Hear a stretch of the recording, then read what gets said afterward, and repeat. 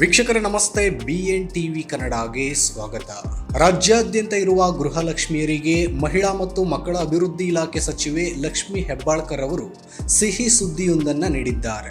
ಸುದ್ದಿಗಾರರೊಂದಿಗೆ ಮಾತನಾಡಿದ ಅವರು ಕೇಳಿದ ಪ್ರಶ್ನೆಯೊಂದಕ್ಕೆ ಪ್ರತಿಕ್ರಿಯೆಯನ್ನ ನೀಡಿದ್ದಾರೆ. ಗೃಹಲಕ್ಷ್ಮಿ 3 ತಿಂಗಳ ಹಣವನ್ನು ಬಿಡುಗಡೆ ಮಾಡುವುದಾಗಿ ತಿಳಿಸಿದ್ದಾರೆ.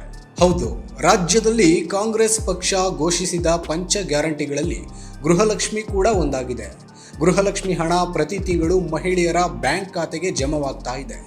ಆದರೆ ಕಳೆದ 3 ತಿಂಗಳುಗಳಿಂದ ಫಲಾನುಭವಿಗಳ ಖಾತೆಗೆ ಹಣ ಜಮಾವಣೆಗೊಂಡಿಲ್ಲ. ಇದರಿಂದಾಗಿ ಅದೆಷ್ಟೋ ಜನ ಮಹಿಳೆಯರು ಬೇಸರವನ್ನು ವ್ಯಕ್ತಪಡಿಸಿದ್ರು. ಇದೀಗ ಈ ಹಣವನ್ನು ಬಿಡುಗಡೆ ಮಾಡುವುದಾಗಿ ಲಕ್ಷ್ಮಿ ಹೆಬ್ಬಾಳ್ಕರ್ ಆಶ್ವಾಸನೆಯನ್ನ ಕೊಟ್ಟಿದ್ದಾರೆ.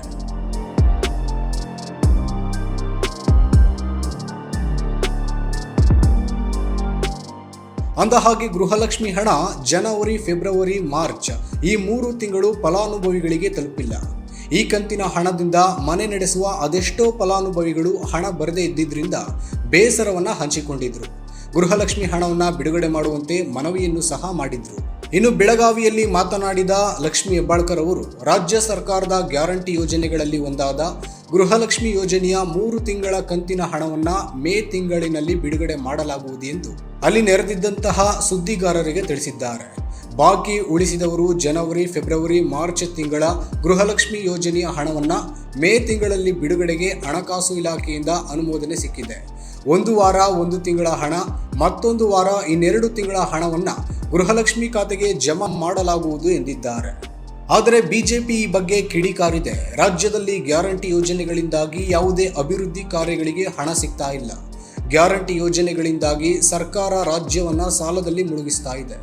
ಅಲ್ಲದೆ ರಾಜ್ಯದಲ್ಲಿ ಅಗತ್ಯ ವಸ್ತುಗಳ ಬೆಲೆ ಏರಿಕೆ ಮಾಡಿ ಜನಸಾಮಾನ್ಯರ ಕಣ್ಣಿಗೆ ಮಣ್ಣೆರಚುವಂತಹ ಕೆಲಸ ಮಾಡ್ತಾ ಇದೆ ಎಂದು ಬಿಜೆಪಿ ದಾಳಿಯನ್ನು ಸಹ ಮಾಡಿದೆ. ಇದಕ್ಕೆ ಪ್ರತಿಕ್ರಿಯೆ ನೀಡಿದ್ದ ಲಕ್ಷ್ಮಿ ಹೆಬ್ಬಾಳ್ಕರ್, ರಾಜ್ಯ ಬಿಜೆಪಿಯವರು ಮೊದಲು ಕೇಂದ್ರ ಸರ್ಕಾರದ ವಿರುದ್ಧ ಪ್ರತಿಭಟನೆ ಮಾಡಲಿ. ಅಗತ್ಯ ವಸ್ತುಗಳ ಬೆಲೆ ಏರಿಸುವ ಮೂಲಕ ಕೇಂದ್ರ ಸರ್ಕಾರ ಜನಸಾಮಾನ್ಯರಿಗೆ ಹೊರೆ ಮಾಡಿದೆ. ಇಂಧನ ಬೆಲೆ ಏರಿಕೆ ಮಾಡಿದೆ, ಗ್ಯಾಸ್ ಬೆಲೆ ಏರಿಕೆ ಮಾಡಿದೆ, ಪ್ರತಿಯೊಂದು ದಿನಸಿ ಬೆಲೆಗಳು ಕೂಡ ಏರಿಕೆಯಾಗಿದೆ. ಇದರ ಬಗ್ಗೆ ಮೊದಲು ಬಿಜೆಪಿಯವರು ಕೇಂದ್ರವನ್ನ ಪ್ರಶ್ನೆ ಮಾಡಲಿ. ನಾವು ಹಾಲಿನ ಬೆಲೆ ಏರಿಸಿದ್ದು ರೈತರಿಗೆ ಅನುಕೂಲ ಆಗಿದೆ, ಹೊರೆ ಆಗಿಲ್ಲ ಎಂದು ತಿರುಗೇಟು ಕೊಟ್ಟಿದ್ದಾರೆ.